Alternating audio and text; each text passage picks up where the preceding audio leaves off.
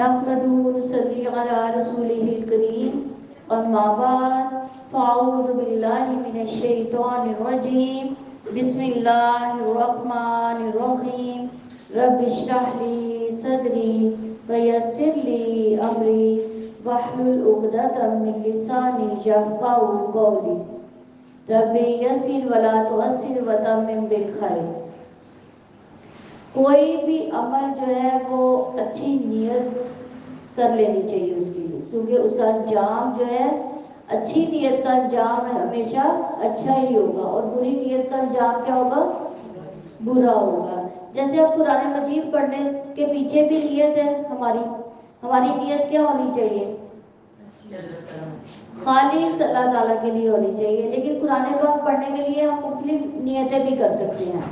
جیسے قرآن پاک پڑھنے کے لیے ایک ہم اللہ تعالیٰ کی رضا کے لیے پڑھتے ہیں کہ اللہ تعالیٰ کا کلام اللہ سبحانہ تعالیٰ کی خوشی کے لیے ہم پڑھیں. دوسرا نیکیوں میں اضافے کے لیے ہم قرآن پاک پڑھتے ہیں. یعنی اس کو ایک تجارت سمجھے، جیسے ایک بزنس مین جو ہے اپنا بزنس چلاتا ہے تو یہ بھی ایک بزنس ہے جو نفع ہی نفع دے گا. ویسے ہم بزنس کریں گے اس میں ہمیں نقصان بھی ہو سکتا ہے، لیکن یہ ایسا بزنس ہے کہ جس میں کوئی نقصان نہیں ہے. تو اس میں سے جو ہم نے انہیں دیا پوشیدہ اور ظاہر خرچ کرتے ہیں، وہ ایسی تجارت کی امید رکھتے ہیں جو کبھی برباد نہ ہوگی. یہ قرآن پاک میں اللہ تعالیٰ نے فرمایا کہ جو تجارت آپ کر رہے ہیں یہ کبھی بھی ضائع نہیں ہوگی، اس سے نفع ہی نفع نکلے گا. اور پھر تیسری نیت ہم کیا کر سکتے ہیں کہ دل کو آباد کرنے کی نیت سے، یعنی قرآن کے بغیر دل ویران ہو جاتے ہیں.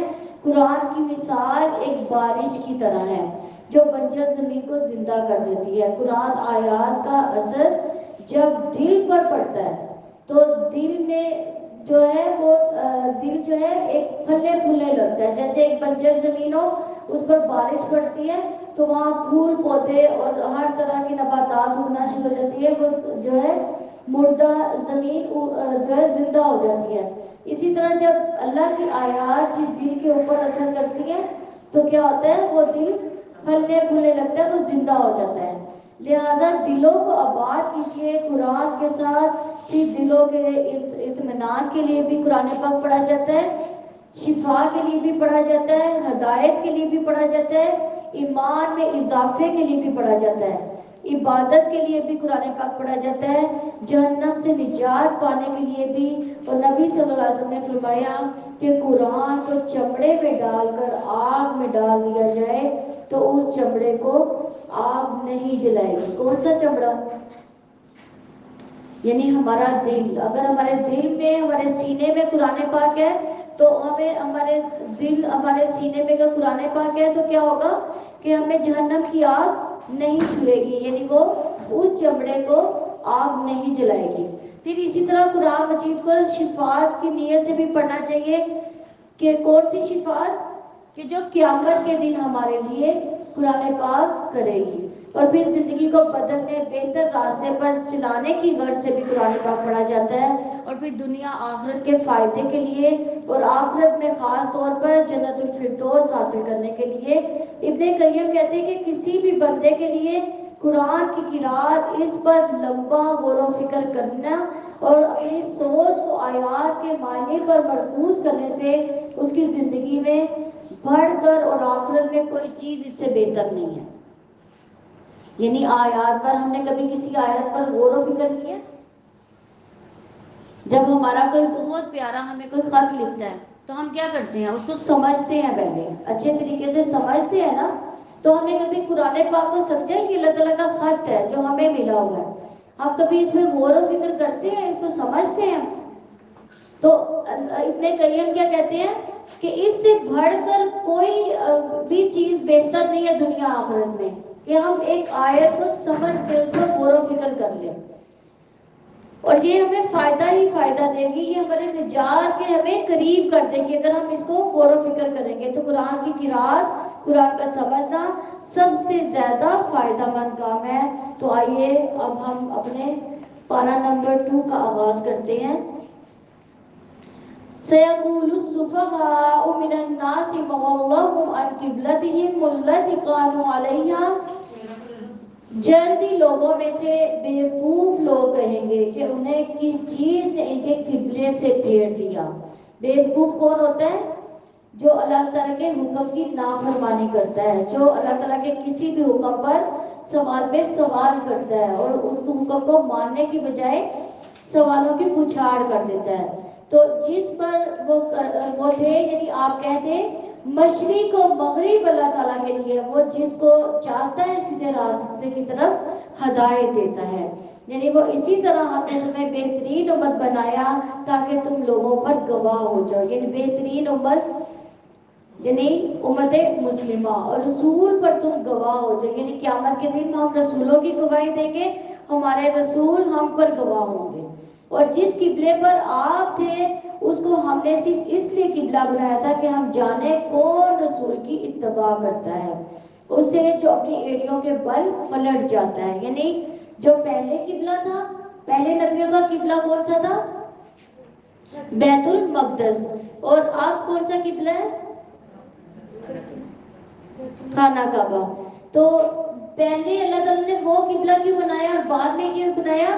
تاکہ اللہ تعالیٰ آزمائش کرے۔ اللہ تعالیٰ نے اس زندگی میں طرح طرح سے انسان کو آزمانا ہے، تو یہ بھی ان کی آزمائش تھی کہ کیا انہوں نے آخری نبی کو قبول کیا؟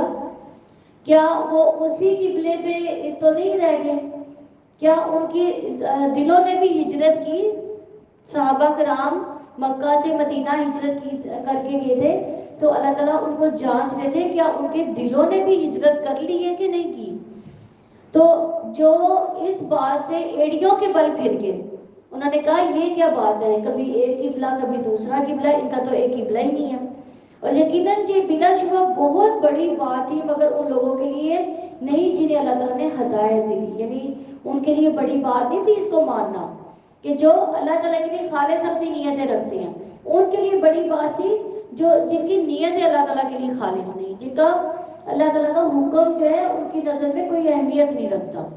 اور اللہ تعالیٰ کبھی ایسا نہیں کہ تمہارے ایمان کو ضائع کر دے، بلا شبہ اللہ تعالیٰ لوگوں پر یقیناً بے حد شفقت کرنے والا، نہایت رحم والا ہے۔ یقیناً ہم آپ کے چہرے کو بار بار آسمان کی طرف پلٹنا دیکھ رہے ہیں، تو یقیناً ہم آپ کو لازماً اس قبلے کی طرف پھیر دیں گے۔ یعنی یہ قبلے کی احکامات آ رہے ہیں کہ اللہ کے نبی صلی اللہ علیہ وسلم کیوں آسمان کی طرف دیکھتے تھے؟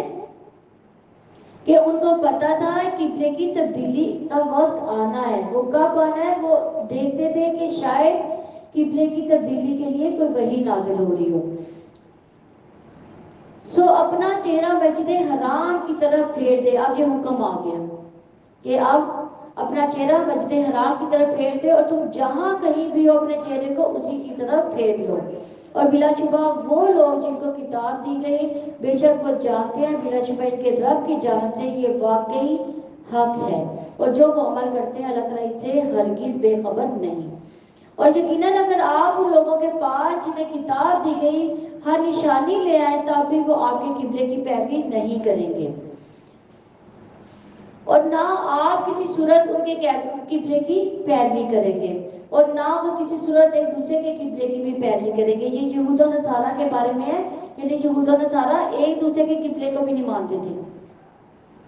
اور یقیناً اگر آپ نے اس کے بعد جو آپ کے پاس علم میں آیا اس کی خواہشات کی پیروی کی، تب تو یقیناً آپ ضرور ظالموں میں سے ہو جائیں گے۔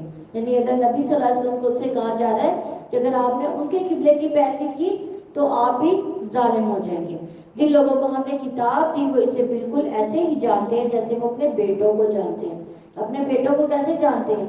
بڑی محفل میں اگر ہمارے بیٹے کھڑے ہوں تو ہم ان کو پہچان لیتے ہیں نا۔ اسکول یونیفارم میں کیا ہوتا ہے؟ ایک جیسے سب ہوتے ہیں، لیکن ہم اپنے بچے کو پہچان کر گھر لے کر آ رہے ہوتے ہیں۔ تو اسی طرح یہود و نصارہ نبی صلی اللہ علیہ وسلم کو ایسے ہی پہچانتے تھے۔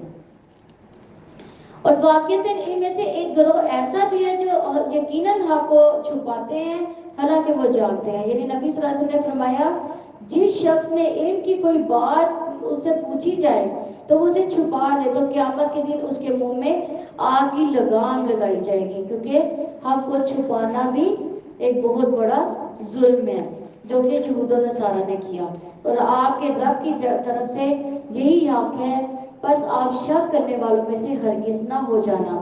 اور ہر ایک کے لیے ایک سمت ہے جس کی طرف وہ منہ پھیرنے والا ہے. سو نیکیوں میں ایک دوسرے کے آگے بڑھو، یعنی سبقت لے جاؤ. ہر ایک کی زندگی کا سینٹر آف پوائنٹ ہوتا ہے نا، تو ہماری زندگی کا سینٹر آف پوائنٹ کیا ہونا چاہیے؟ نیکیوں میں سبقت لے جانا.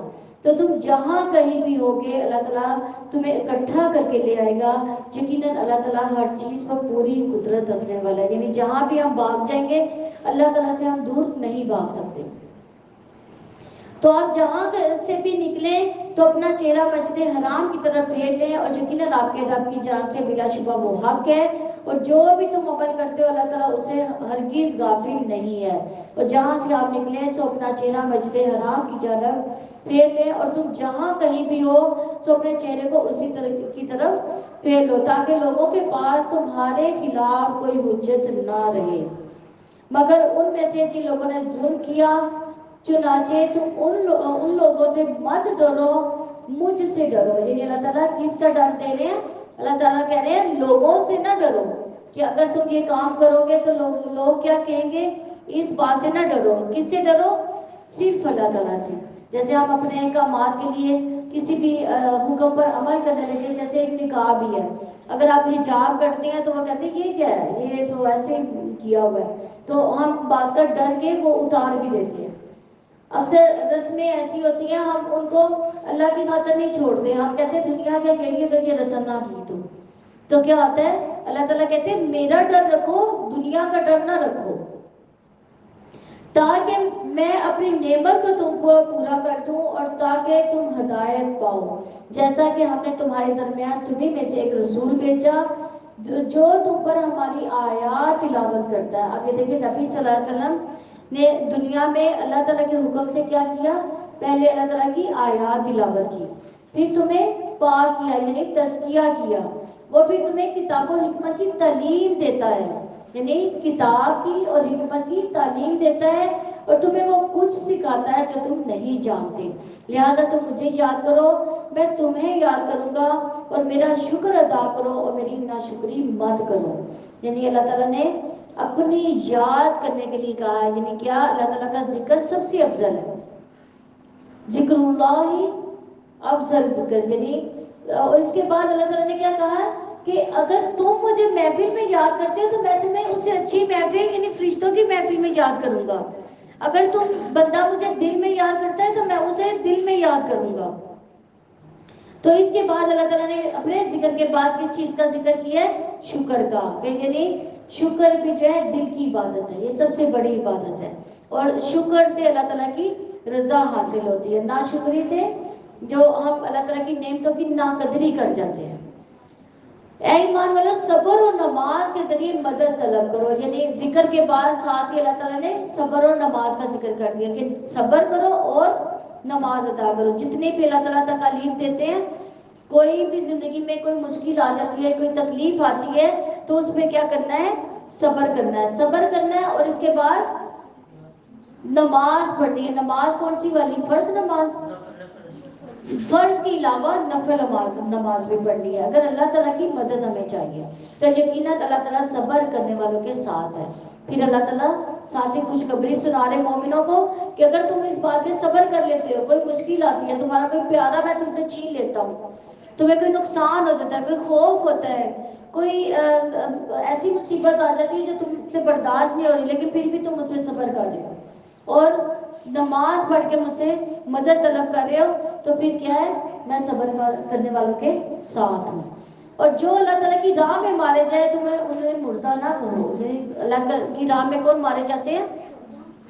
شہداء. یعنی ان کو تم مردہ نہ کرو بلکہ وہ زندہ ہے، لیکن تم شعور نہیں رکھتے، لیکن وہ کس طرح سے زندہ ہے یہ ہم نہیں جان سکتے. تو یقیناً ہم تمہیں خوف اور بھوک سے، مالو جانو پھلوں کے نقصان میں سے کسی نہ کسی چیز پر ضرور آزمائیں گے. یعنی یہ ہر انسان جو دنیا میں آیا ہے اس کی کسی نہ کسی طرح سے آزمائش ہوگی. وہ کس طرح سے ہوگی؟ وہ مختلف طرح سے. یعنی پہلے کیا اللہ تعالیٰ کا ہے؟ خوف. کسی بھی چیز کا خوف ہو سکتا ہے، یعنی جانور کا خوف ہو سکتا ہے، درندوں کا خوف ہو سکتا ہے، جنگ کا خوف ہو سکتا ہے، قتل و غارت کا خوف ہو سکتا ہے، بھوک سے بھی اللہ تعالیٰ آزما سکتے ہیں. ہمیں کھانا کم مل سکتا ہے یا کھانے کی کمی آ سکتی ہے، کسی ایک ٹائم کا یا 2 ٹائم کا ہمیں کھانا بھی نہیں ملے، تو وہ جو بھوک و افلاس ہے یا یہ ہے کہ کم آمدن ہے، اس میں اخراجات انسان کے پورے نہیں ہو رہے. تو اسی طرح مالوں سے، یعنی مال انسان کا کبھی ایسے ہوتا ہے چوری ہو جاتا ہے، مال اللہ تعالیٰ نے دیا ہوتا ہے، یہ نقصان ہو جاتا ہے نا مالوں کا، جانوں کا نقصان یعنی قتل و غارت ہو گئی. پھلوں کے نقصان سے، یعنی جیسے پھل میں خالی اجناس وغیرہ یا پھل و فروٹ ہی نہیں آتے، بلکہ اولاد بھی ایک پھل ہے. اگر اللہ تعالیٰ نے اولاد دی ہے، بعض کا تو اولاد بھی اللہ تعالیٰ چھین لیتا ہے، تو یہ بھی نقصان ہو گیا نا پھلوں کا نقصان. تو اللہ تعالیٰ نے اس طریقے سے انسان کو آزمانا ہی آزمانا ہے. تو اس پر انسان اگر صبر کرتا ہے تو اس کے لیے اللہ تعالیٰ نے خوشخبری دی ہے. وہ لوگ کہ جب کوئی مصیبت ان پر آتی ہے تو وہ کہتے ہیں بے شک ہم اللہ تعالیٰ کے لیے ہیں اور بے شک ہم اسی کی جانب لوٹنے والے. کیا کہتے ہیں ہم لوگ مصیبت کے آنے پر؟ انا للہ و انا الیہ راجعون. تو اس کے لیے اللہ تعالیٰ نے جنتیں تیار کر رکھی ہیں ایسے بندے کے لیے. تو اللہ تعالیٰ کے نبی صلی اللہ علیہ وسلم بھی ہر تکلیف میں کیا کہتے تھے؟ الحمدللہ علی کل حال. یعنی تکلیف آنے پر اگر انسان یہ بھی کہہ دیتا ہے کہ الحمدللہ علی کل حال اور ساتھ میں انا للہ و انا الیہ راجعون کہتا ہے تو اس کے لیے اللہ تعالیٰ نے جنت تیار کر رکھی ہے. تو یہی لوگ ہیں جن پر ان کے رب کی طرف سے مہربانی ہے. اب یہ جن کا پیچھے ذکر ہو گیا، جن کو یہ تکلیفیں آ گئی ہیں، انہوں نے صبر کیا، شکر کیا، اللہ تعالیٰ کے مدد مانگی نوافل کے ذریعے سے، تو اللہ تعالیٰ پھر اس کے لیے کیا کہہ رہے ہیں؟ یہی لوگ ہیں جن پر ان کے رب کی طرف سے مہربانیاں ہیں، بڑی رحمت ہے، یہی لوگ ہدایت پانے والے ہیں. کیونکہ انہوں نے پختہ یقین رکھا، پختہ توکل رکھا کہ یہ اللہ تعالیٰ کی طرف سے. یقیناً صفا مروہ اللہ تعالیٰ کی نشانیوں میں سے ہے. جو کوئی بیت اللہ کا حج یا عمرہ کرے تو اس پر کوئی حرج نہیں کہ ان دونوں کا خوب طواف کرے. دیکھیں ساتھ ہی مصیبتوں کے بعد کس صفا مروہ کا ذکر ہو رہا. کیوں؟ سب سے زیادہ آزمایا کس کو گیا تھا؟ حضرت ابراہیم علیہ السلام کو اور ان کی بیوی ہاجرہ، ایک صحرا میں بالکل تن تنہا. اور انہوں نے کیا کہا تھا کہ اللہ مجھے ضائع نہیں کرے گا. تو یقیناً اللہ تعالیٰ قدردان ہے، سب کچھ جاننے والا ہے. یعنی اللہ تعالیٰ قدر کرتا ہے، جو اللہ تعالیٰ پر توکل کرتا ہے، صبر کرتا ہے، تو اللہ تعالیٰ قدر کرتا ہے ایسے لوگوں کی. بے شک جو لوگ واضح دلیلوں اور ہدایت کو چھپاتے ہیں جس کو ہم نے نازل کیا اس کے بعد کہ ہم نے اس کو لوگوں کے لیے کتاب میں کھول کر بیان کر دیا، وہی لوگ ہیں جن پر اللہ تعالیٰ کی لعنت ہے. یعنی ایسے لوگوں پر اللہ تعالیٰ کی لعنت ہے، یعنی اللہ تعالیٰ کی رحمت سے دور ہے وہ. اور تمام لعنت کرنے والے بھی ان پر لعنت کرتے ہیں. مگر جن لوگوں نے توبہ کی اور اصلاح کر لی اور کھول کر بیان کر دیا تو یہی لوگ ہیں جن کی توبہ میں قبول کرتا ہوں، اور میں ہی بہت توبہ قبول کرنے والا نہایت رحم والا ہوں. یقیناً جن لوگوں نے کفر کیا مر کے اس حال میں کہ وہ کافر تھے، وہی لوگ ہیں جن پر اللہ تعالیٰ کی، فرشتوں کی اور تمام لوگوں کی لعنت ہے. یعنی وہ اللہ تعالیٰ کی رحمت سے محروم، اور اللہ تعالیٰ کی جو مخلوق ہے وہ بھی ان پر لعنت کرے گی. اس جہنم میں ہمیشہ رہنے والے ہیں، نہ ان سے عذاب ہلکا کیا جائے گا نہ ہی مہلت دی جائے گی. اور تمہارا معبود ایک ہی معبود ہے، اس کے سوا کوئی معبود نہیں. وسیع رحمت والا، نہایت رحم والا. بے شک آسمان و زمین کی تخلیق میں اور رات دن کے بدلنے میں، ان کشتیوں میں جو وہ چیزیں لے کر سمندر میں چلتی ہیں جو لوگوں کو نفع دیتی ہیں. یعنی کیا نفع دیتی ہے؟ کشتیاں کیا نفع دے سکتی ہیں انسان کو؟ اسے انسان تجارت کرتا ہے نا، ایک ملک سے دوسرے ملک میں، ایک شہر سے دوسرے شہر میں جانے کے لیے بعض کا راستہ بحری راستہ ہی ہوتا ہے اور کوئی راستہ نہیں ہوتا. تو اللہ تعالیٰ نے سمندر میں کشتیاں چلا دی انسانوں کے فائدے کے لیے تاکہ وہ تجارت کر سکے. اور پانی میں جو اللہ تعالیٰ نے آسمان سے اتارا، پھر اس سے زمین کو ان کی موت کے بعد زندہ کیا. یعنی پانی کے ساتھ ہی زمین زندہ ہوتی ہے نا، پھل اور پودے پانی کے ساتھ ہی اگتے ہیں. اگر کہیں بارش نہ ہو تو کیا ہوگی؟ وہ قحط سالی وہاں پہ ہو جائے گی. اور اس میں ہر قسم کے جانور پھیلا دیے. یعنی جب پھول اور پھل پیدا ہوتے ہیں تو ساتھ ہی جانور کھانے کے لیے آ جاتے ہیں، اور ہواؤں کی گردش میں، بادل میں جو آسمان زمین کے درمیان مسخر ہے، یقیناً ان لوگوں میں کے لیے بہت سی نشانیاں ہیں جو عقل سے کام لیتے ہیں۔ اور جن لوگوں میں سے ایسے بھی ہیں جو غیر اللہ کو شریک بناتے ہیں، وہ ان سے اللہ تعالیٰ کی محبت جیسی محبت کرتے ہیں۔ اگر ہم اللہ تعالیٰ کی محبت جیسی کسی اور کو محبت دیں گے تو وہ کیا ہوگی؟ وہ شرک کہلائے گی۔ کوئی بھی ایسی محبت، ایون اپنے والدین کو بھی ویسی محبت نہیں ہم دے سکتے کہ جیسی محبت ہم اللہ تعالیٰ کو دیتے ہیں۔ اور جو لوگ ایمان لائے وہ اللہ تعالیٰ کی محبت میں زیادہ شدید ہیں۔ اور کاش جن لوگوں نے ظلم کیا وہ دیکھ رہے ہیں اس وقت کو، جب وہ عذاب کو دیکھیں گے تو سمجھ جائیں گے کہ یقیناً ساری کی ساری قوت اللہ تعالیٰ ہی کے لیے ہے، اور یقیناً اللہ تعالیٰ بہت سخت عذاب والا ہے۔ جب وہ لوگ جن کی پیروی کی گئی تھی ان لوگوں سے بالکل بے تعلق ہو جائیں گے، جنہوں نے پیروی کی اور وہ عذاب کو دیکھ لیں گے، ان کے آپس کے تعلقات بالکل ٹوٹ جائیں گے۔ کن کی ہم پیروی کرتے ہیں؟ ہم اپنے علماء کی پیروی کرتے ہیں، ایسے لوگوں کی ایسی پیروی کہ جو صرف نبی صلی اللہ علیہ وسلم اور اللہ تعالیٰ کے ساتھ مخصوص ہے۔ اگر وہ پیروی ہم کسی اور کی کرتے ہیں تو کیا ہوگا؟ وہ تعلق اللہ تعالیٰ قیامت کے دن توڑ دے گا۔ اور جن لوگوں نے پیروی کی تھی کہیں گے کاش ہمارے لیے ایک بار دوبارہ جانا ہو تو ہم بھی ان سے بالکل بے تعلق ہو جائیں گے جیسا کہ وہ ہم سے بے تعلق ہو گئے۔ یعنی وہ کیا کہیں گے قیامت کے دن کہ یہ لوگ ہمیں یہاں پہ نہیں پہچان رہے، ہم سے بے تعلق ہو گئے ہیں، ہمیں ہماری شفاعت نہیں کر رہے، کیونکہ انہوں نے کیوں پیروی کی؟ تاکہ وہ ہماری شفاعت کریں۔ تو جب وہ شفاعت نہیں کریں گے تو وہ کہیں گے کاش کہ ہم دنیا میں دوبارہ جائیں تاکہ ہم ان سے دنیا میں بے تعلق ہو جائیں۔ تو اس طرح انہیں اللہ تعالیٰ ان کے اعمال ان کی حسرتیں بنا کر دکھائے گا، اور وہ جہنم کی آگ سے کسی صورت نکلنے والے نہیں ہوں گے۔ اے لوگو اس میں سے کھاؤ جو زمین میں حلال اور پاکیزہ، اور تم شیطان کے قدموں کی پیروی مت کرو، یقیناً وہ کھلا دشمن ہے تمہارا اور تمہیں برائی اور بے حیائی کا حکم دیتا ہے، اور یہ کہ تم اللہ تعالیٰ پر ایسی بات کہو جو تم نہیں جانتے۔ تو جب ان سے کہا جاتا ہے کہ اس کی پیروی کرو جو اللہ تعالیٰ نے اتارا ہے تو وہ کہتے ہیں بلکہ ہم تو اس کی پیروی کریں گے جس پر ہم نے اپنے باپ دادا کو پایا۔ کیا اگرچہ ان کے باپ دادا تھوڑی سی عقل بھی نہ رکھتے ہوں اور نہ ہی وہ ہدایت پانے والے ہوں، یعنی ان کے باپ دادا جس کی پیروی کر رہے ہیں، جس کے پیچھے چل رہے ہیں، کیا وہ بھی ان کے پیچھے بے عقل ہو کے چلیں گے؟ ان کو اللہ تعالیٰ نے عقل دی، شعور دیا، تو کیا ہم اس بات کو غور و فکر نہیں کر سکتے، اس کو سمجھ نہیں سکیں گے؟ اور ان لوگوں کی مثال جنہوں نے کفر کیا اس شخص کی مثال جیسی ہے جو جانوروں کو پکارتا ہے، جو پکار اور آواز کے سوا کچھ نہیں سنتے۔ یعنی وہ پکار سنتے ہیں، آواز سنتے ہیں، ان کو ادھر سے ہٹایا جائے تو وہ ہٹ جاتے ہیں، ان کو کیوں ہٹایا گیا ان کو نہیں پتا ہوتا۔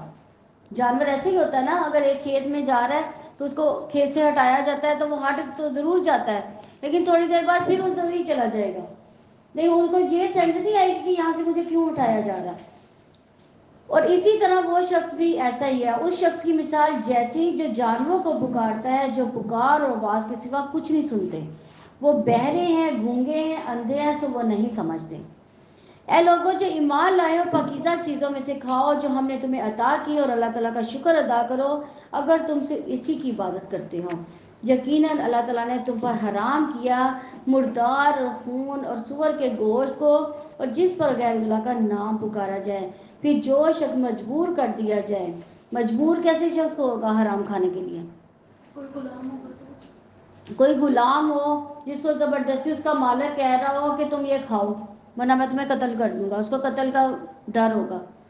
تو اس حال میں کہ نہ وہ بغاوت کرنے والا ہو، یعنی وہ اللہ کے احکامات سے بغاوت کرنے والا نہ ہو، اور نہ ہی وہ حد سے بڑھنے والا ہو، یعنی اس کی خواہش نہ ہو کہ میں کبھی کبھی حرام کھا بھی لوں، اور اس پر بھی گناہ نہیں۔ یقیناً اللہ تعالیٰ بے حد بخشنے والا نہایت رحم والا ہے۔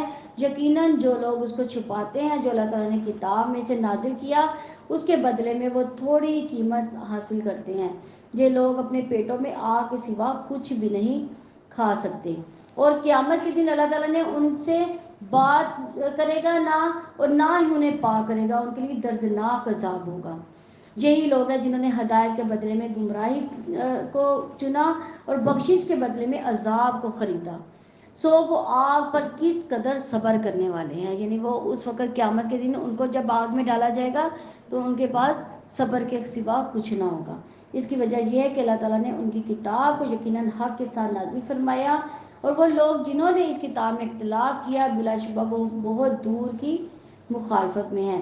نیکی یہی نہیں کہ تم اپنے چہرے کو مشرق و مغرب کی طرف پھیر دو، لیکن اصل نیکی اس کی ہے جو آدمی اللہ تعالیٰ پر، آخرت کے دن پر، فرشتوں پر، کتاب پر، نبیوں پر ایمان لائے اور مال دے اس کی محبت کے باوجود رشتہ داروں، یتیموں، مسکینوں، مسافروں، سوال کرنے والوں، غلاموں کو چھڑانے میں، اور نماز قائم کرے اور زکوٰۃ ادا کرے، اپنے عہد کو پورا کرنے والے ہوں.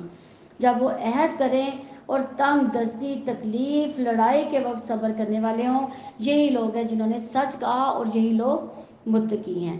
یہ آیتیں کبر بھی کہلاتی ہے. یعنی یہ نیکی کا جو پورے اس میں نیکی کیا کیا نیکی ہے وہ سب کچھ بتائی گئی ہے. سب سے پہلے نیکی کیا بتائی گئی ہے کہ اللہ تعالیٰ پر ایمان.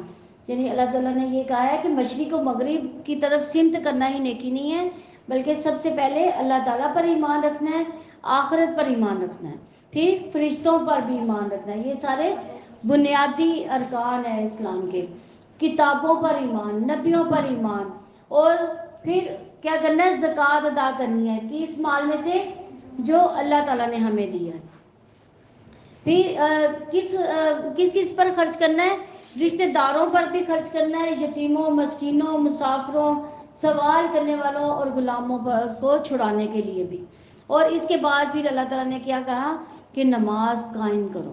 یعنی نماز کو اس کے پورے خشوع و رضوع اور پورے ارکان اور وقت کی پابندی کے ساتھ ادا کرنا، نماز کا قائم کرنا ہے.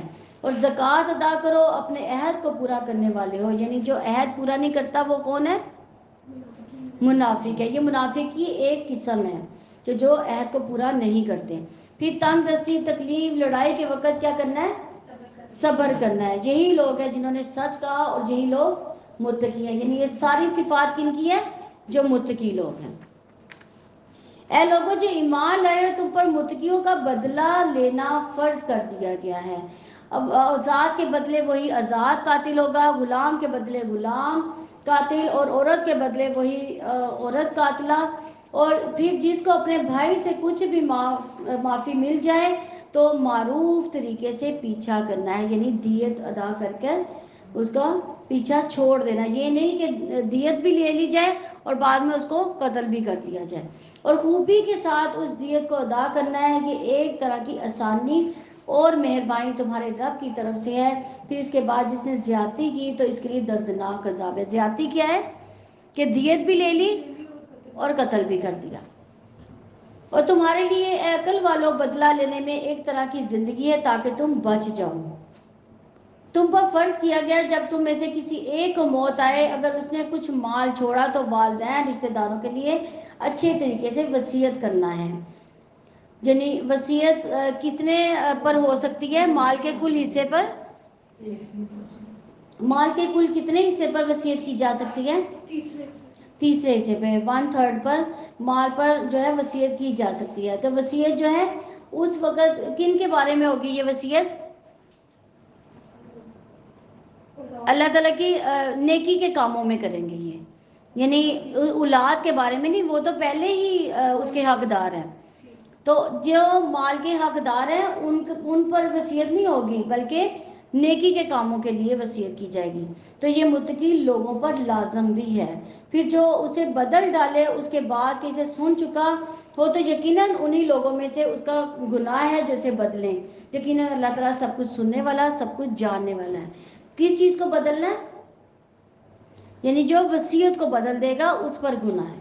پھر جو کوئی وصیت کرنے والے سے کسی قسم کی طرف داری یا گناہ سے ڈرے پس وہ اس کے درمیان اصلاح کر دے تو اس پر کوئی گناہ نہیں. یقیناً اللہ تعالیٰ بے حد بخشنے والا، نہایت رحم والا ہے. اے لوگوں جو ایمان لائے ہو تم پر روزہ رکھنا فرض کر دیا گیا جیسے ان لوگوں پر فرض کیا گیا تھا جو تم سے پہلے تھے تاکہ تم بچ سکو. یعنی روزہ رکھنے کا مقصد کیا ہے؟ تقوی اختیار کرنا. تقوی کیا ہے؟ کہ اللہ تعالیٰ سے ڈر کر جو اللہ تعالیٰ نے منع کی ہیں باتیں ان سے منع ہونا، اور جو حکم دیے ان پر عمل کرنا. چند گنے ہوئے دنوں میں پھر جو کوئی اس میں سے بیمار ہو یا کسی سفر پر ہو تو دوسرے دنوں میں تعداد پوری کرنا ہے. یعنی یہ ایک ماہ یعنی پورا کچھ دن ہے ایک ماہ, اور ایک ماہ کی جو گنتی ہے یعنی 30 روزے جو ہے وہ پورے کرنے ہیں. 29 یا 30 روزے ہوتے ہیں. تو اگر ہم فرض روزے نہ رکھ سکے تو کیا کریں, بعد میں ان کی گنتی جو ہے پوری کرنا. جیسے حائضہ ہے تو وہ روزے نہیں رکھ سکتی, یا نفاس والی ہے تو وہ روزے نہیں رکھے گی, تو وہ بعد میں ان پر جو ہے اس کی قضا دینا اس پر فرض ہے. بیمار ہے اس پر بھی, اس کے لیے بھی یہ ہے کہ اگر وہ رکھ لے تو ہو سکتا ہے اس کی وجہ سے اس کی بیماری ختم ہو جائے. اگر نہیں رکھ سکے تو وہ نیت کر لے کہ جب میں ٹھیک ہوں گا تب میں رکھ لوں گا, تو وہ بعد میں رکھ لے, یا کچھ اس کا ہدیہ جو بھی ہے اس کا ادا کر دے. تو ان لوگوں پر جو اس کی طاقت رکھتے ہیں, فدیہ ایک مسکین کا کھانا ہے.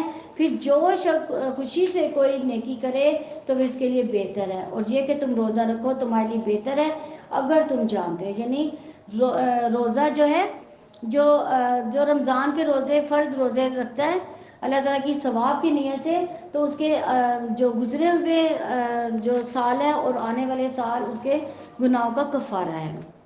تو رمضان کا مہینہ وہ ہے جس میں قرآن نازل کیا گیا جو انسانوں کے لیے ہدایت ہے, اور ہدایت کی اور حق و باطل کو فرق کرنے کی واضح دلیلیں ہیں. یعنی رمضان کا مہینہ جو ہے کیوں بابرکت ہے, کیونکہ اس میں قرآن پاک نازل ہوا.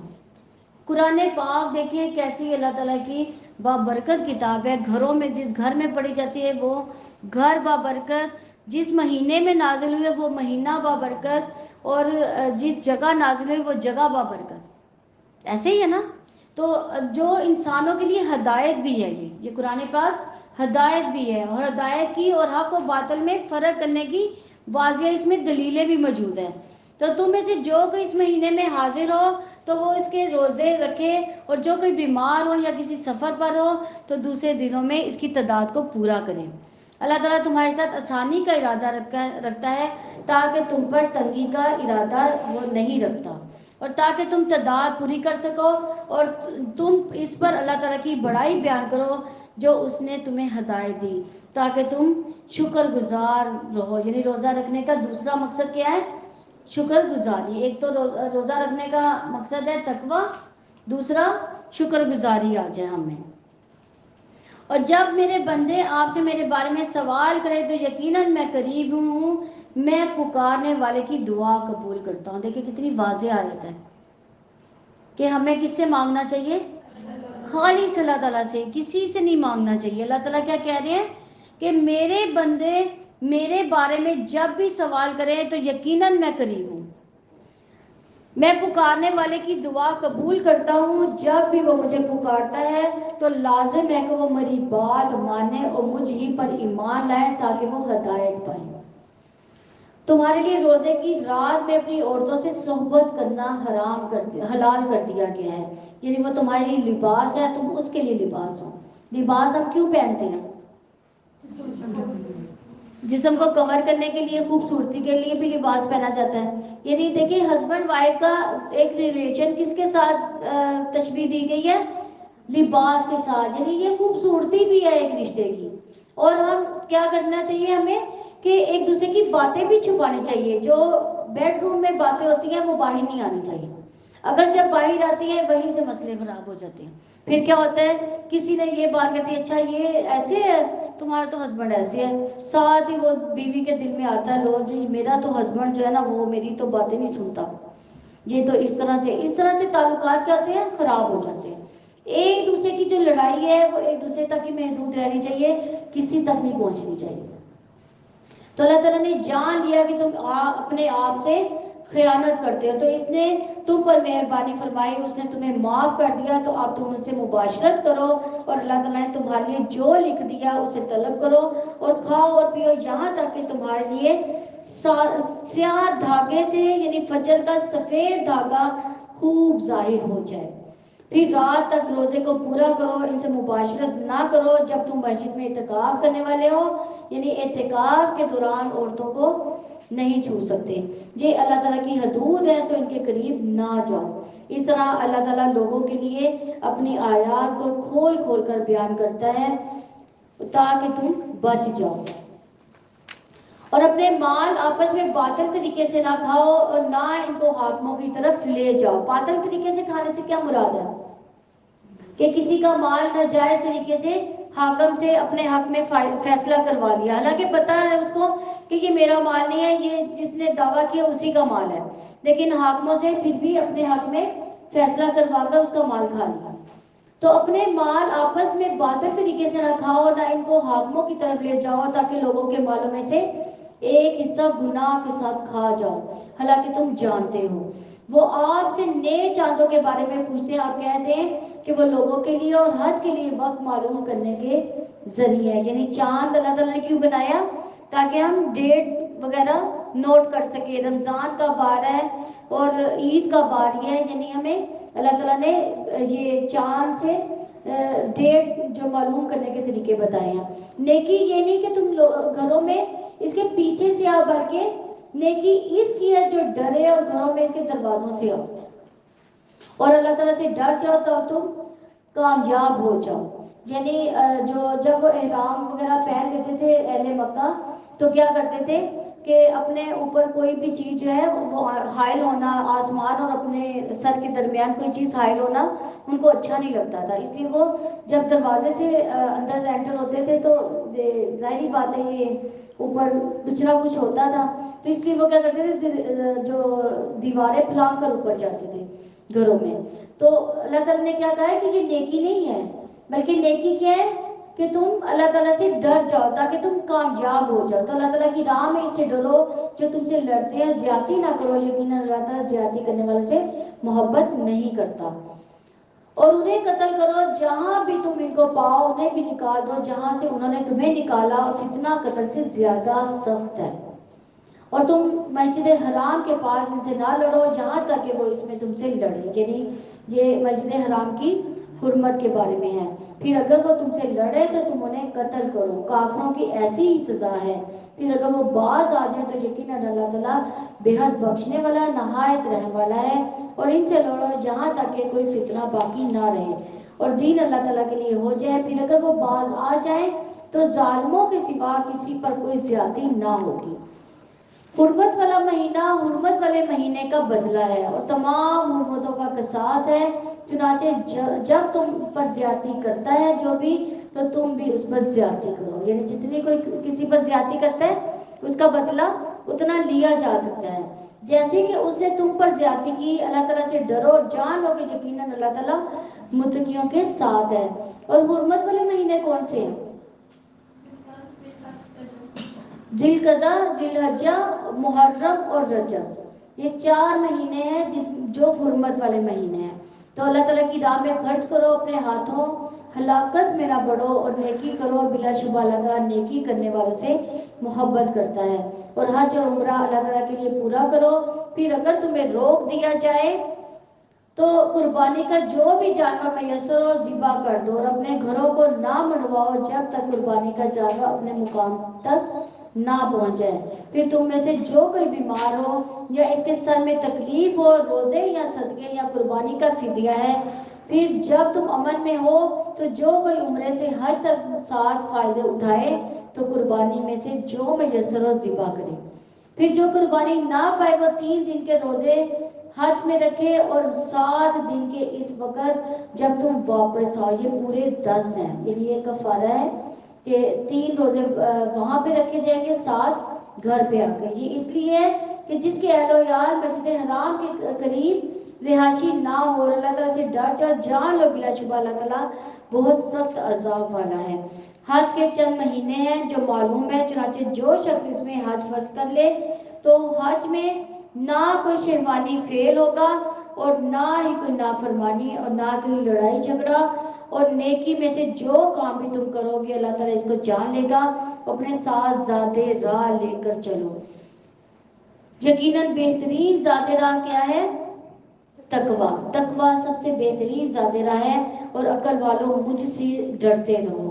تو جو اللہ تعالیٰ پر توکل کرتے ہیں مال کے لیے دوسروں کو تکلیف نہیں دیتے، تو عرب والے کیا کرتے تھے، وہ کہتے تھے ہم اللہ تعالیٰ پر توکل کرتے ہیں، تو اس لیے کیا کرتے تھے، زیادہ راہ لے کر نہیں چلتے تھے. تو اللہ تعالیٰ نے یہ ان کے لیے کہا کہ زیادہ راہ گھر سے لے کر چلو. تم پر کوئی گناہ نہیں کہ تم اپنے رب کا فضل تلاش کرو. پھر جب تم عرفات سے واپس آؤ تو مشعر حرام کے پاس یعنی مزدلفہ کے پاس اللہ تعالیٰ کا ذکر کرو. اللہ تعالیٰ کا ذکر کیسے کرنا ہے؟ جیسے اللہ تعالیٰ نے ہدایت دی، جیسے نبی صلی اللہ علیہ وسلم کی سنت سے ثابت ہے، اور اس کا ذکر کرو جیسے اس نے تمہیں ہدایت دی ہے، اور بلا شبہ اس سے پہلے یقیناً تم گمراہ لوگوں میں سے تھے. پھر تم وہیں سے واپس آؤ جہاں سے واپس آتے ہیں لوگ، اور اللہ تعالیٰ سے بخشش مانگو، یقیناً اللہ تعالیٰ بے حد بخشنے والا نہایت رحم والا ہے. پھر جب تم اپنے حج کے اعمال پورے کر چکو تو اللہ تعالیٰ کو یاد کرو اپنے آباء و اجداد کو یاد کرنے کی طرح یا اس سے بھی زیادہ یاد کرنا. پھر جیسے ان کے آباء و اجداد کیسے یاد کرتے تھے، وہ اپنے آباء و اجداد کی نعمتیں یاد کراتے تھے، ان کے کارنامے یاد کراتے تھے. لیکن اللہ تعالیٰ نے کیا کہا ہے کہ اس طرح سے یاد نہیں کرنا، ویسے ہی یاد کرنا ہے جیسے اللہ تعالیٰ نے فرمایا. پھر لوگوں میں سے جو کوئی ہے جو کہتا ہے اے ہمارے رب ہمیں دنیا ہی میں دے، اس کے لیے آخرت میں کوئی حصہ نہیں. یعنی جو دنیا طلب کرتا ہے اللہ تعالیٰ کیا کرتا ہے، اس کو آخرت میں کچھ عطا نہیں کرتا. لیکن اور ان میں سے کوئی جو کہتا ہے اے ہمارے رب ہمیں دنیا کی بھی بھلائی عطا فرما اور آخرت میں بھی بھلائی عطا فرما، اور ہمیں آگ کے عذاب سے بچا. یعنی کون سی دعا ہے؟ ربنا آتنا فی الدنیا وفی الآخرۃ حسنۃ وفی الآخرۃ وقنا عذاب النار. یہ اتنی جامع دعا ہے یعنی اس دعا میں دنیا بھی طلب کی جا رہی ہے اور آخرت بھی طلب کی جا رہی ہے. تو اللہ تعالیٰ کے نبی صلی اللہ علیہ وسلم کثرت سے یہ دعا مانگا کرتے تھے. یعنی اس میں کشادہ رزق اور کشادہ گھر، نیک عمل، عزت و آبرو، اور سب سے بڑھ کر آخرت میں آسان حساب، دائیں ہاتھ میں حساب کتاب کا دینا ملنا، اور قبر کی آسانیاں وغیرہ سب اس دعا میں شامل ہے. یہی لوگ ہیں جن کے لیے اس میں ایک حصہ ہے جنہوں نے کمایا. اللہ تعالیٰ بہت جلد حساب دینے والا ہے. اور گنتی کے چند دنوں میں اللہ تعالیٰ کو یاد کرو، یعنی ایام تشریق کون سے ہیں؟ 11، 12، 13 جو ایام ہے، اس میں تکبیرات پڑھنا جو ہے وہ افضل ہے. پھر جو شخص 2 دن میں جلدی کرتا ہے تو اس پر کوئی گناہ نہیں، اور جو تاخیر کرے تو اس پر بھی کوئی گناہ نہیں. اس کے لیے جو اللہ تعالیٰ سے ڈرے، اور اللہ تعالیٰ سے ڈرو اور جان لو کہ یقیناً تم اس کی طرف جمع کیے جاؤ گے. یعنی اس ساری بات میں اصل چیز کیا ہے؟ تقویٰ ہے. تو تکبیرات کیا ہے؟ تکبیرات کون سی ہم پڑھتے ہیں یوم تشریق میں؟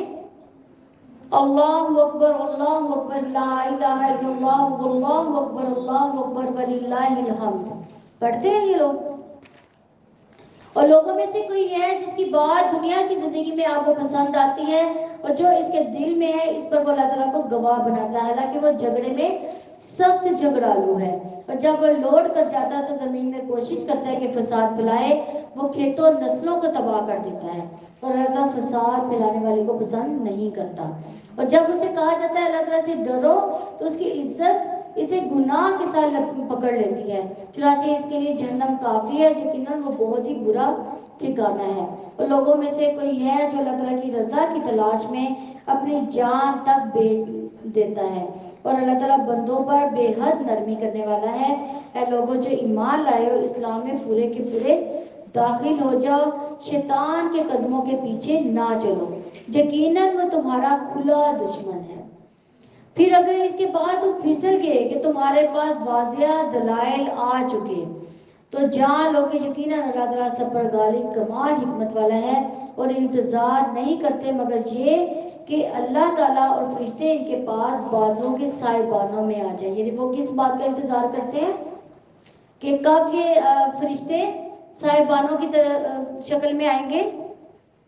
قیامت کے دن. قیامت کے دن کا انتظار کرتے ہیں وہ، اور کام پورا کر دیا جائے گا اور اللہ تعالیٰ ہی کی طرف سارے معاملات پھر لوٹا دیے جائیں گے. تو وہ لوگ اس بات کا انتظار کرتے ہیں. تو آپ بنی اسرائیل سے پوچھو ہم نے انہیں کتنی ہی کھلی نشانیاں دی، جو کوئی اللہ تعالیٰ کی نعمت کو بدل دے اس کے بعد کہ وہ اس کے پاس آ چکی ہو تو یقیناً اللہ تعالیٰ بہت سخت سزا والا ہے. دنیا کی زندگی ان کے لیے خوشنما بنا دی گئی جنہوں نے کفر کیا. جو کافر ہیں ان کو دنیا سے زیادہ لگاؤ ہوتا ہے، ان کو دنیا زیادہ اچھی لگتی ہے. تو جنہوں نے کفر کیا ان کے لیے اللہ تعالیٰ نے اس دنیا کو خوشنما بنا دیا، اور وہ ان لوگوں کا مذاق اڑاتے ہیں جو ایمان لائے ہیں. حالانکہ وہ جو لوگ اللہ تعالیٰ سے ڈر گئے وہ قیامت کے دن سے بلند ہوں گے، اور اللہ تعالیٰ جس کو چاہتا ہے بے حساب رزق دیتا ہے. لوگ ایک ہی امت ہے، پھر اللہ تعالیٰ نے انبیاء کو خوشخبری دینے والے اور ڈرانے والے بنا کر بھیجا، اور ان کے ساتھ کتاب کو حق کے ساتھ نازل کیا تاکہ وہ لوگوں کے درمیان ان باتوں کا فیصلہ کرتے جن میں انہوں نے اختلاف کیا تھا. اور اس میں اختلاف نہیں کیا مگر ان لوگوں نے جنہوں نے کتاب دی گئی. اس کے بعد ان کے پاس واضح دلائل تھے. ان کے پاس واضح دلائل کیا تھے؟ ان کی کتاب میں ایک ایک چیز لکھی تھی کہ نبی صلی اللہ علیہ وسلم آئیں گے، ان کی یہ نشانیاں ہوگی، قبلہ چینج ہوگا، ہر چیز ان کو بتائی گئی تھی.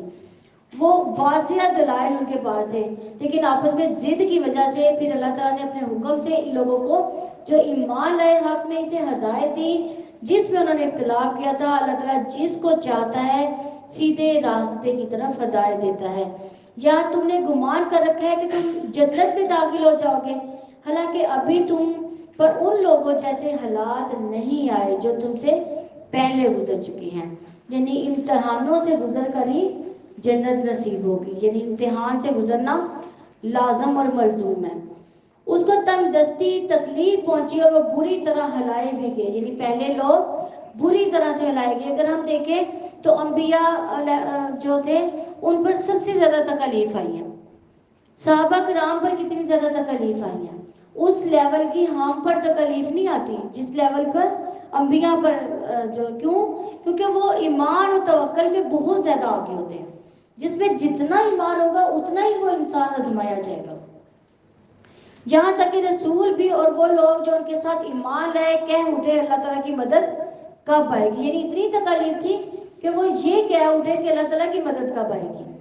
لوگ یقیناً اللہ تعالیٰ کی مدد قریب ہی ہے. وہ آپ سے پوچھتے ہیں کہ وہ کیا خرچ کرے، آپ کہہ دو کہ جو مال تم خرچ کرو وہ والدین اور رشتہ داروں، یتیموں اور مسکینوں اور مسافروں کے لیے، اور جو بھلائی تم کرتے ہیں یقیناً اللہ تعالیٰ اس کو خوب جاننے والا ہے. یعنی کسی پر احسان جتلاؤ، رشتہ داروں پر احسان کرو، یتیموں مسکینوں پر، لیکن اس لیے احسان نہ کرو کہ وہ آپ کے کام آئے کل کو، یا آپ اس پر بعد میں احسان جتلاتے رہو. اس لیے اگر احسان جتلانا ہے تو آپ نے اپنی نیکی کا جو ہے ختم کر لیا. احسان جتلا کر اگلے کو بھی آپ نے تکلیف دی اور خود بھی جو ہے بعد میں تکلیف میں رہے کہ اس نے میری بات نہیں مانی. تم پر قتال فرض کر دیا گیا ہے حالانکہ وہ تمہارے لیے ناپسندیدہ ہے. اور ہو سکتا ہے کہ تم کوئی چیز ناپسند کرتے ہو وہ تمہارے لیے بہتر ہو سکتا ہے کہ تم کوئی چیز پسند کرو حالانکہ وہ تمہارے لیے بدتر ہو. اور اللہ تعالیٰ جانتا ہے تم نہیں جانتے. کتنی چیزیں ہیں زندگی میں کہ ہمیں ناپسند ہوتی ہیں.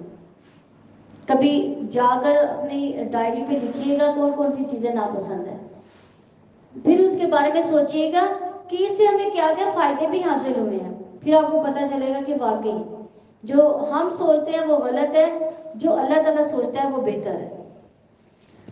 وہ آپ سے حرمت والے مہینے میں قتال کرنے کے بارے میں سوال کرتے ہیں. آپ کہتے ہیں اس میں قتال کرنا کبیرہ گناہ ہے، اور اللہ تعالیٰ کی راہ سے روکنا اور اس کے ساتھ کفر کرنا، مسجد حرام سے روکنا اور اس کے رہنے والوں کو وہاں سے نکالنا اللہ تعالیٰ کے نزدیک اس سے زیادہ بڑا گناہ ہے.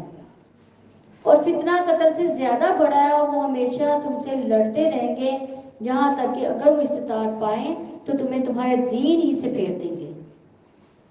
اور تم میں سے جو اپنے دین سے پھر جائے گا پھر وہ مر جائے اس حال میں کہ وہ کافر ہوگا. یعنی یہ مرتد کے بارے میں اس کی سزا ہے. تو یہی لوگ ہیں جن کے اعمال دنیا اور آخرت میں ضائع ہو گئے، اور یہی لوگ آگ والے ہیں، وہ اس میں ہمیشہ رہنے والے ہیں. یقیناً جو لوگ ایمان لائے، جنہوں نے ہجرت کی اور اللہ تعالیٰ کی راہ میں جہاد کیا، وہی اللہ تعالیٰ کی رحمت کے ان سے امید رکھتے ہیں. اور اللہ تعالیٰ بے حد بخشنے والا نہایت رحم والا ہے. وہ آپ سے شراب اور جوئے کے بارے میں پوچھتے ہیں. آپ کہتے ہیں کہ ان دونوں میں بہت بڑا گناہ ہے اور لوگوں کے لیے کچھ فائدے بھی ہیں، اور ان دونوں کا گناہ ان کے فائدے سے بہت بڑا ہے. اور وہ آپ سے پوچھتے ہیں کہ کیا خرچ کریں. آپ کہہ دیں کہ جو ضرورت سے زائد ہو، اللہ تعالیٰ اسی طرح تمہارے لیے آیات کو کھول کھول کر بیان کرتا ہے تاکہ تم غور و فکر کرو۔ ہم غور و فکر کرتے ہیں قرآن پاک پر؟ اللہ تعالیٰ کھول کھول کر بیان کرتا ہے۔ آپ دیکھیں میں ترجمہ پڑھ رہی ہوں، آپ کو سمجھ آ رہا ہے، لیکن ہم نے کبھی اس پر غور کیا کہ ہمیں اللہ تعالیٰ کیا کہہ رہے ہیں؟ حالانکہ اللہ تعالیٰ بار بار کہہ رہے ہیں تاکہ تم غور و فکر کرو، تاکہ تم غور و فکر کرو، تو لیکن ہم پھر بھی غور نہیں کرتے اس بات پر۔ تو نبی صلی اللہ علیہ وسلم نے چند صحابہ رضوان اللہ کو مکہ میں خبریں رکھنے کا حکم دیا تھا۔ ان لوگوں کو راستے میں قافلہ ملا، انہوں نے ان پر حملہ کر کے مال و اسباب لوٹ لیے، جن پر نبی صلی اللہ علیہ وسلم ناراض ہوئے اور حرمت والے مہینوں کا بھی انہوں نے خیال نہ رکھا۔ اس پر جو لوگ تھے وہ باتیں کرنا شروع ہو گئے کہ انہوں نے حرمت والے مہینوں کی حرمت جو ہے اب ختم کر دی ہے۔ تو اس پر یہ جو آیت نمبر جو 216 ہے یہ نازل ہوئی تھی حرمت والے مہینوں کے بارے میں۔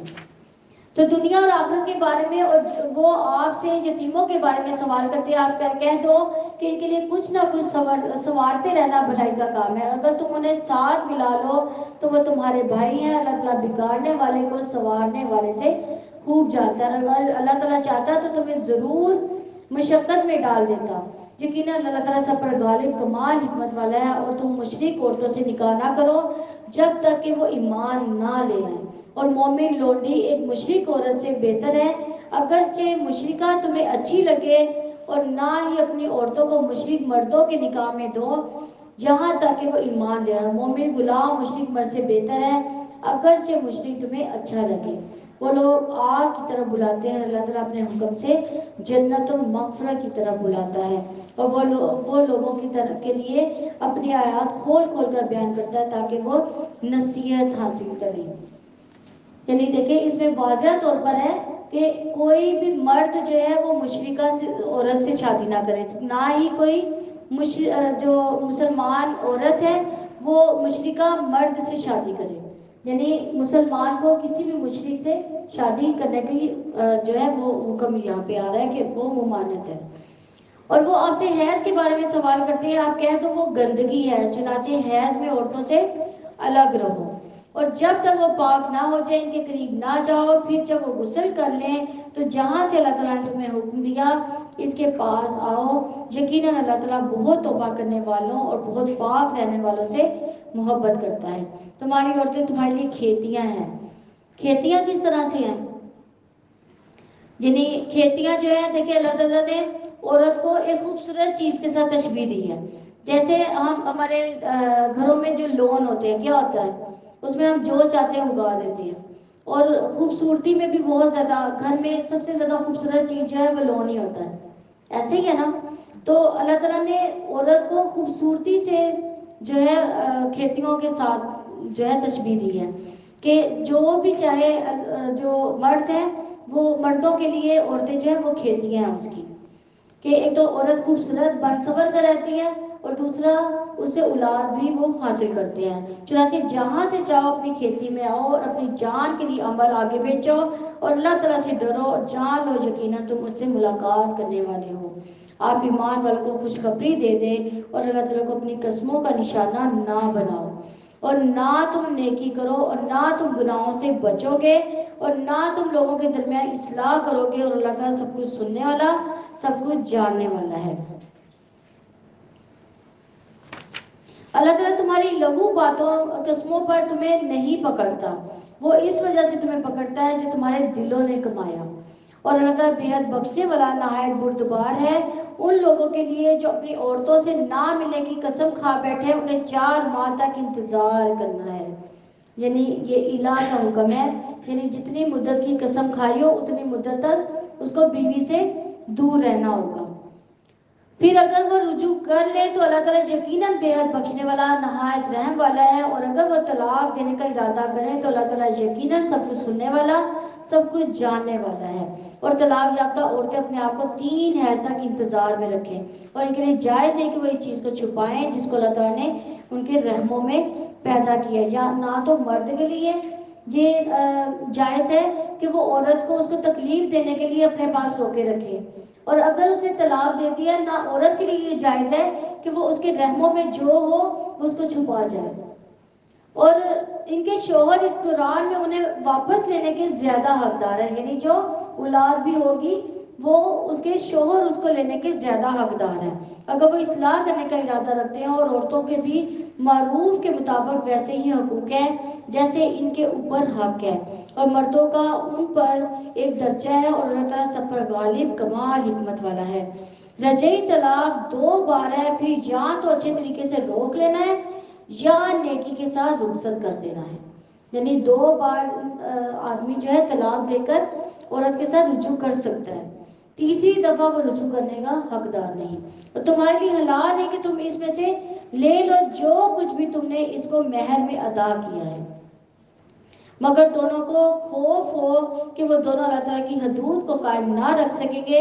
پھر اگر تمہیں خوف ہو کہ وہ دونوں اللہ کی حدود کو قائم نہ رکھ سکیں گے تو ان دونوں پر اس میں سے کوئی گناہ نہیں جو عورت خلا کے فدیے میں دے دے، یعنی خلا کے طور پر اس کو عورت کو اپنا حق چھوڑنا ہوگا۔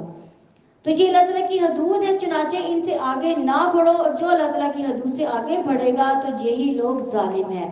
پھر اگر وہ تیسری مرتبہ طلاق دے دے، اب 2 دفعہ طلاق اس نے دی، اب وہ رکھنا نہیں چاہتا، اس نے تیسری طلاق بھی دے دی ہے، تو وہ اس کے بعد اس کے لیے حلال نہ رہے گی پھر جب تک وہ اس کے علاوہ کسی دوسرے شوہر سے نکاح نہ کرے، یعنی یہ آج کل جو ہم کہتے ہیں حلالہ کرنا جائز نہیں ہے، رسول اللہ صلی اللہ علیہ وسلم نے حلالہ کرنے اور کروانے والے پر لعنت بھیجی ہے۔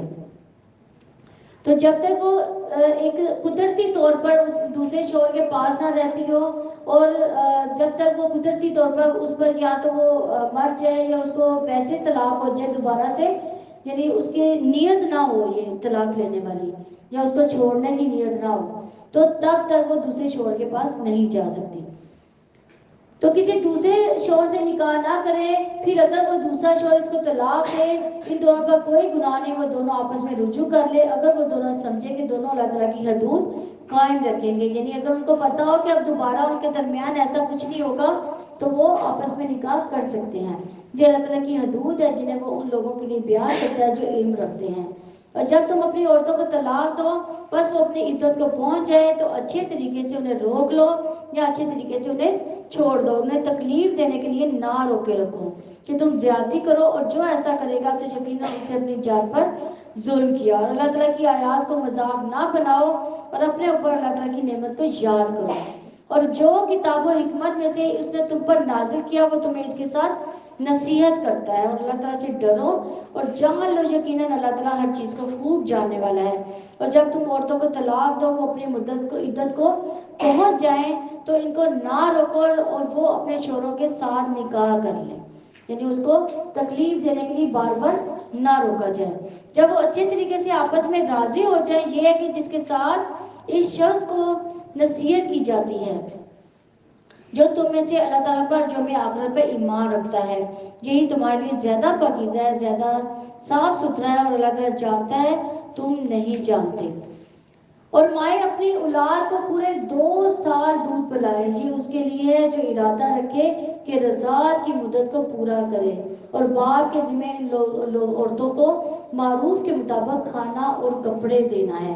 کسی شخص کو اس کی طاقت سے زیادہ تکلیف نہیں دی جاتی، نہ کسی ماں کو اس کے بچے کی وجہ سے نقصان پہنچایا جائے، نہ ہی باپ کو اس کے بچے کی وجہ سے تکلیف دی جائے۔ آج کل ہمارے یہاں یہی رواج ہے نا کہ یا تو باپ تکلیف میں ہوتا ہے، ماں بچوں کی وجہ سے باپ کو ستاتی ہے، یا باپ جو ہے بچوں کی وجہ سے ماں کو ستا رہا ہوتا ہے۔ تو اللہ تعالیٰ کیا کہہ رہے ہیں کہ کسی بچے کی وجہ سے تکلیف نہ دی جائے، یہی ذمہ داری وارث پر بھی ہے۔ پھر اگر دونوں باہمی رضامندی باہمی مشورے سے دودھ چھڑانے کا ارادہ کریں تو بھی دونوں پر کوئی گناہ نہیں ہے۔ اگر تم ارادہ کر لو کہ اپنے بچوں کو دودھ پلواؤ، اور دودھ پلانا جو ہے ماں کا حق ہے کہ وہ بچے کو دودھ پلائے۔ رسول اللہ صلی اللہ علیہ وسلم نے فرمایا کہ میرے پاس 2 آدمی آئے، انہوں نے میرا بازو پکڑا، مجھے ایک دشوار گزار گھاٹی کی طرف لے گئے، ہم ایسی عورتوں کے پاس سے گزرے کہ سانپ ان کی بریسٹ کو کاٹ رہے تھے۔ پوچھا یہ کون لوگ ہیں؟ تو انہوں نے کہا کہ یہ بچوں کو دودھ نہیں پلاتی تھی، یعنی دیکھیں کتنا سخت گناہ ہے، کیوں مائیں دودھ نہیں پلاتی؟ کہ ہماری فگر نہ خراب ہو جائے، اس لیے اکثر مائیں جو ہے وہ دودھ ہی نہیں پلاتی. تو دودھ نہ پلانا بھی جو ہے بہت گناہ کی بات ہے، اور یہ بچے کا حق ہے جو ہم اسے چھین رہے ہیں. تو تم پر کوئی گناہ نہیں جب معروف طریقے کے مطابق جو دینا ہو وہ تم ان کو پورا ادا کر دو. اور اللہ تعالیٰ سے ڈرو، جان رکھو یقیناً جو بھی تم کرتے ہو اللہ تعالیٰ اس کو خوب دیکھنے والا ہے. اور جو لوگ تم میں سے وفات پا جائیں اور اپنے پیچھے بیویاں چھوڑ جائیں، وہ اپنے آپ کو 4 مہینے 10 دن کے انتظار میں رکھے. یہ عدت کی مدت ہے. پھر جب وہ اپنی عدت کو پہنچ جائیں تو جو کچھ وہ اپنی ذات کے بارے میں معروف طریقے سے کریں تم پر اس پر کوئی گناہ نہیں. اور اللہ تعالیٰ ان کاموں سے پوری طرح باخبر ہے جو تم عمل کرتے ہو. اور تم پر کوئی گناہ نہیں کہ تم ان عورتوں کو اشارتاً نکاح کا پیغام دے دو. کن عورتوں کو؟ جو عدت میں ہے. عدت میں اشارے کنائیاں سے نکاح کا پیغام بھیجا جا سکتا ہے، لیکن باقاعدہ طور پر رشتہ نہیں بھیجا جا سکتا. اور اپنے دل میں چھپاؤ، اللہ تعالیٰ نے جان لیا کہ تم لازماً انہیں ضرور یاد کرو گے، لیکن تم ان سے کوئی پوشیدہ عہد و پیمان نہ کرو مگر یہ کہ تم معروف بات کہو اور اپنے نکاح کا ارادہ نہ کرو یہاں تک کہ عدت اپنی انتہا کو پہنچ جائے. اور جان لو اللہ تعالیٰ یقیناً جانتا ہے جو کچھ تمہارے دلوں میں ہے، لہٰذا تم اس سے ڈر جاؤ. جان لو اللہ تعالیٰ یقیناً بے حد بخشنے والا نہایت بردبار ہے. تم پر کوئی گناہ نہیں اگر تم عورتوں کو طلاق دے دو کہ تم نے ابھی انہیں ہاتھ نہ لگایا ہو، یعنی ابھی صرف نکاح ہوا ہے، عورت کو ہاتھ نہیں لگایا، یا اس کا مہر تک مقرر نہ ہوا ہو تو ان کو کچھ سامان دے دو خوشحال پر اس کی کشائش کے مطابق. یعنی اگر خوشحال مرد ہے تو اس کو اپنی حیثیت کے مطابق عورت کو کچھ دے دینا چاہیے. اور تنگ دست پر جو اس کی حیثیت کے مطابق ہے، یعنی جو مالی لحاظ سے پسماندہ ہے اس کو اس کی حیثیت کے مطابق. تو معروف طریقے سے ساز و سامان دینا ہے نیکی کرنے والوں پر یہ حق ہے. اور اگر تم نے انہیں طلاق دے دی اس سے پہلے کہ تم انہیں ہاتھ لگاؤ اور تم ان کے لیے مہر بھی مقرر کر چکے تھے تو جو تم نے مقرر کیا اس کا نصف اس کے لیے لازم ہے. یعنی نکاح بھی ہو چکا، مہر بھی مقرر ہو چکا، لیکن ہاتھ نہیں لگایا تو اس کا کیا کریں گے؟ نصف اس کو دینا ہوگا، مگر یہ کہ وہ خود معاف کر دے. اگر وہ عورت معاف کر دے یا وہ مرد معاف کر دے جس کے ہاتھ میں نکاح کی گرا ہے. اور تقویٰ کے زیادہ قریب یہی ہے کہ تم معاف کر دو اور آپس میں فضل کو فراموش نہ کرو. یقیناً تم جو کچھ کرتے ہو اللہ تعالیٰ اس کو خوب دیکھنے والا ہے. سب نمازوں کی حفاظت کرو، یعنی وقت کی پابندی اور خشوع اور رضو کے ساتھ نمازوں کی حفاظت کرو، خصوصاً درمیانی نماز. درمیانی نماز کون سی ہے؟ عصر کی نماز. اور بعض علماء ویسے فجر کی نماز بھی کہتے ہیں، تو لیکن عصر کی نماز جو ہے وہ زیادہ قریب ہے. اور اللہ تعالیٰ کے لیے فرما بردار بن کر کھڑے ہو جاؤ. پھر اگر تمہیں خوف ہو، پیدل ہو یا سوار ہو، پڑھ لو. پھر اگر جب امن میں آ جاؤ تو اللہ تعالیٰ کو ایسے ہی یاد کرو جیسے اس نے تمہیں سکھایا جسے تم نہیں جانتے تھے. اور تم میں سے جو لوگ فوت ہو جائیں، بیویاں چھوڑ جائیں، ان پر لازم ہے کہ وہ اپنی بیویوں کے لیے 1 سال تک سامان دینے یا انہیں نہ نکالنے کی وصیت کریں. یہ میراث کے احکامات سے پہلے یہ آیت نازل ہوئی تھی. پھر اگر وہ نکل جائے تو تم پر کوئی گناہ نہیں جو کچھ وہ اپنے بارے میں معروف طریقے سے کریں، اور اللہ تعالیٰ سب پر غالب کمال حکمت والا ہے. طلاق یافتہ عورتوں کو معروف طریقہ سے کچھ سامان دینا متقی لوگوں پر لازم ہے. اسی طرح اللہ تعالیٰ اپنی آیات تمہاری کھول کر بیان کرتا ہے تاکہ تم سمجھو. کیا آپ نے ان کو نہیں دیکھا جو موت کے ڈر سے ہزاروں کی تعداد میں اپنے گھروں سے نکلے تو اللہ تعالیٰ نے ان سے کہا مر جاؤ، پھر انہوں نے انہیں زندہ کیا. بلا شبہ اللہ تعالیٰ یقیناً لوگوں پر بڑے فضل والا ہے، مگر اکثر لوگ شکر ادا نہیں کرتے. یعنی کچھ واقعات اب یہاں پہ سبق آموز جو واقعات ہیں یہاں سے وہ شروع ہو رہے ہیں. تو اللہ تعالیٰ کی راہ میں جنگ کرو، جان لو بلا شبہ اللہ تعالیٰ سب کچھ سننے والا، سب کچھ جاننے والا ہے. کون ہے جو اللہ تعالیٰ کو قرض حسنہ دے؟ قرض حسنہ کیا ہے؟ جو اللہ تعالیٰ سے ثواب کی امید رکھ کر جو قرضہ دے وہ قرض حسنہ ہوگا. تو وہ اس کو بڑھا چڑھا کر اس کے لیے کئی گناہ کر دے گا. کون کرے گا؟ اللہ تعالیٰ کریں گے، اور اللہ تعالیٰ ہی تنگی اور کشادگی پیدا کرتا ہے اور اسی کی طرف تم کو لوٹایا جائے گا۔ کیا آپ نے حضرت موسیٰ کے بعد بنی اسرائیل کے سرداروں کو نہیں دیکھا؟ یعنی موسیٰ علیہ السلام کے بعد آنے والے نبیوں سے سرداروں کے بارے میں نہیں ان کے بارے میں سنا، جب انہوں نے اپنے نبی سے کہا ہمارے لیے کسی کو بادشاہ بنا دیں کہ ہم اللہ تعالیٰ کے راستے میں جنگ کریں۔ یہ بھی بنی اسرائیل کی پوچھتے تھے، یعنی وہی لوگ تھے۔ تو نبی نے جواب دیا یقیناً قریب ہو تم کہ اگر تم پر جنگ فرض کر دی جائے کہ تم قتال ہی نہ کرو۔ انہوں نے کہا کہ ہمیں کیا ہے کہ ہم اللہ تعالیٰ کی راہ میں جنگ نہ کریں، یعنی انہوں نے کہا کہ اب تم کہہ رہے نا کہ ہم پر جنگ فرض کر دے، اللہ تعالیٰ قتال فرض کر دے، تو جب اللہ تعالیٰ نے فرض کرنا ہے تو تم لوگوں نے بھاگ جانا ہے یہاں سے۔ تو وہ آگے سے وہ کہتے ہیں کہ ہمیں کیا ہے کہ ہم اللہ تعالیٰ کی راہ میں جنگ نہ کریں، حالانکہ ہمیں ہمارے گھروں سے ہمارے بیٹوں سے نکالا گیا، یعنی بیٹوں سے میں جو ہے نکالا گیا۔ پھر جب ان پر جنگ فرض کر دی گئی تو ان میں سے تھوڑی سی تعداد کے علاوہ باقی سب جو تھے پھر گئے، یعنی انہوں نے قتال کرنا جو ہے ان سے ڈر گئے۔ وہ اللہ تعالیٰ ظالموں کو خوب جاننے والا ہے۔ ان کے نبی نے ان کو کہا بلا شبہ اللہ تعالیٰ نے یقیناً طالوت کو تمہارے لیے بادشاہ مقرر کیا ہے۔ انہوں نے جواب دیا ہم پر اس کی حکومت کیسے ہو سکتی ہے جبکہ ہم اس سے زیادہ بادشاہ کے حقدار ہیں۔ یعنی اللہ تعالیٰ نے جس کو مقرر کیا اس پر بھی انہوں نے پھر سوال کیے، جیسے کل ہم نے پڑھا تھا کہ وہ بکرے کو گائے کو ذبح کرنے کے لیے کہا گیا تھا تو سوال پہ سوال کیے تھے۔ اب اللہ تعالیٰ نے طالوت کو ان کا سردار مقرر کر دیا تو انہوں نے کہا یہ تو سردار نہیں مقرر ہو سکتا، یعنی اللہ تعالیٰ کے حکم کی عدولی فرض قرار دیتے تھے وہ۔ تو انہوں نے کہا یہ کیسے ہو سکتا ہے، یہ حقدار نہیں ہے۔ کیوں حقدار نہیں ہے؟ اسے مالی کشائش بھی نہیں ہے، یعنی اس کے پاس مال بھی نہیں ہے، اور جبکہ ہم اس سے زیادہ بادشاہت کے حقدار ہیں۔ کیوں؟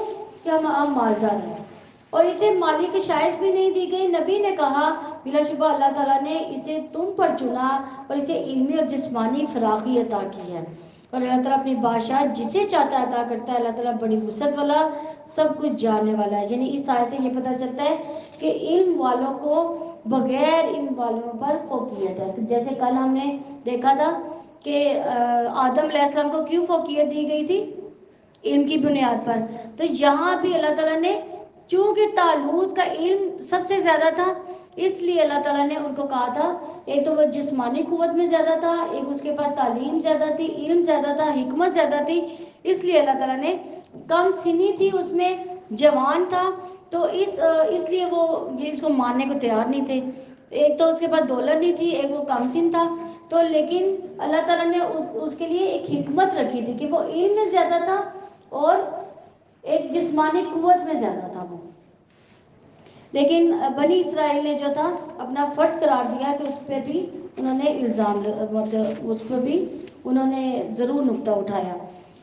تو ان سے ان کے نبی نے کہا اس کی بادشاہی کی نشانی ہے کہ تمہارے پاس صندوق آ جائے گا۔ اب یہ صندوق کیسا صندوق تھا کہ یہ سکینت والا تھا، یعنی وہ اس کو سمجھتے تھے کہ یہ ہمارے لیے جو ہے سکینت کا باعث ہے، یہ صندوق جو ہے گڈ لک کے طور پہ۔ تو ان کی بادشاہی کی نشانی یہ تھی کہ تمہارے پاس صندوق آ جائے گا، وہ والا جو ان سے کسی جنگ میں کھو گیا تھا، جس میں تمہارے رب کی طرف سے سکینت ہوگی، آل موسیٰ آل ہارون کی باقیات ہوگی، اس کو فرشتے اٹھا کر لائیں گے، بلا شبہ اس میں تمہارے لیے یقیناً نشانی اگر تم مومن ہو۔ یہ آیت جو ہے یہ آیت سکینت بھی کہلاتی ہے، اور سکینت والی جو آیات ہے پورے قرآن پاک میں 6 آیات ہیں یہ والی، اور آیت نمبر ہے 248۔ میں آپ کو بتاتی ہوں 6 آیات ہیں، یہ آپ نوٹ کر لیں۔ یہ 6 آیات جو ہے یہ بہت قدر و منزلت رکھتی ہے۔ ایک تو سورہ بقرہ کی یہ 248 آیت ہے، سورہ توبہ کی 26 نمبر آیت ہے، اور سورہ توبہ کی 40 نمبر جو آیت ہے، پھر سورہ الفتح کی 4 نمبر آیت، اور فتح کی 18 ہے، اور الفتح کی ہی 26 نمبر آیت۔ یہ 6 آیات ایسی ہیں کہ جن کو پڑھنے سے ایک تو اگر کوئی برے انسان پر اثرات آئے ہوں، کوئی برے کسی بھی طرح کی یا پریشانی ہو، کسی طرح کا اضطراب، بے قراری وغیرہ، ہر طرح کی جو پریشانی ہے اگر یہ 6 آیات پڑھی جائے تو وہ سب کچھ ختم ہو جاتا ہے. ایون کہ اگر اس پر کوئی جادو کے اثرات ہے, کوئی جنات کا اثر ہے, اگر یہ 6 آیات اس پر باقاعدہ طور پر اس کا ورد کیا جائے تو اللہ تعالیٰ اس کی برکت سے اس پر سکینت طاری کر دیتے ہیں, اس کو پرسکون کر دیتے ہیں اس انسان. جی, سورہ توبہ کی 2, سورہ فتح کی 3 ہے, یعنی یہ ہے سورہ بقرہ کی. میں آپ کو ادھر لکھ دوں گی, اس کے اوپر آپ لکھ دیں. پر جب طالوت فوجوں کے ساتھ جدا ہوا تو اس نے کہا اللہ تعالیٰ تمہیں یقیناً ایک نہر کے ذریعے آزمانے والا ہے, چنانچہ جس نے اس میں سے پیا وہ مجھ سے نہیں, اور جس نے اسے نہ چکھا تو یقیناً وہ میرا ہے, مگر جو کوئی اپنے ہاتھ سے اسے ایک چلو بھر لے. پھر ان میں سے تھوڑے لوگوں کے سوا سب نے پیا. چنانچہ جب طالوت نے ان لوگوں نے جو اس کے ساتھ ایمان ہے انہوں نے دریا پار کر لیا تو انہوں نے کہا آج ہم میں جالوت اور اس کی فوجوں کا مقابلہ کرنے کی طاقت نہیں. یعنی اللہ تعالیٰ نے ان کو ایک تو طالوت کی وجہ سے آزمایا, اس پر بھی انہوں نے فوری اس کو کہا کہ اس کو ہم کیسے مانیں. اب اللہ تعالیٰ نے دوسری آزمائش کیا کی کہ راستے میں نہر آتی تھی. اللہ تعالیٰ نے کہا تھا کہ اس نہر سے پانی نہیں پینا, اور صحرا تھا, سخت پیاس کی شدت تھی. وہ اللہ تعالیٰ نے کہا کہ اگر ایک چلو کوئی پی لے تو اس کے لیے کوئی حرج نہیں ہے, لیکن جو پیٹ بھر کے پیے گا اس کے لیے صحیح نہیں. تو پھر کیا ہوا, جس نے پیٹ بھر کے پیا اس میں جالوت سے جو لڑائی کرنے کی طاقت ہی ختم ہو گئی تھی, اور جنہوں نے ایک گھونٹ پیا اس کی ساری پیاس ہی ختم ہو گئی. یعنی اللہ تعالیٰ پیاس بجھانے والے ہیں نا. تو اس میں کیا ہوا, انہوں نے کہا کہ آج تو وہ لوگ جن کا ایمان ہی نہیں تھا انہوں نے کہا کہ ہم کیوں نہ پیٹ بھر کے پانی پی لو. انہوں نے پیٹ بھر کے جنہوں نے پانی پیا تو انہوں نے کہا کہ ہم تو جالوت اور اس کی فوجوں کا مقابلہ کرنے کی طاقت ہی نہیں رکھتے. لیکن جو یقین رکھتے تھے وہ اللہ تعالیٰ کی ملاقات کرنے والے ہیں, انہوں نے کہا کتنی چھوٹی چھوٹی جماعتیں اللہ تعالیٰ کے حکم سے بڑی بڑی جماعتوں پر غالب آ جاتی ہیں. اب ایک بڑی جماعت جا رہی تھی, اس میں سے آدھے سے زیادہ سکپ ہو گئے. انہوں نے کہا ہم تو نہیں مقابلہ کرنے کی طاقت رکھتے.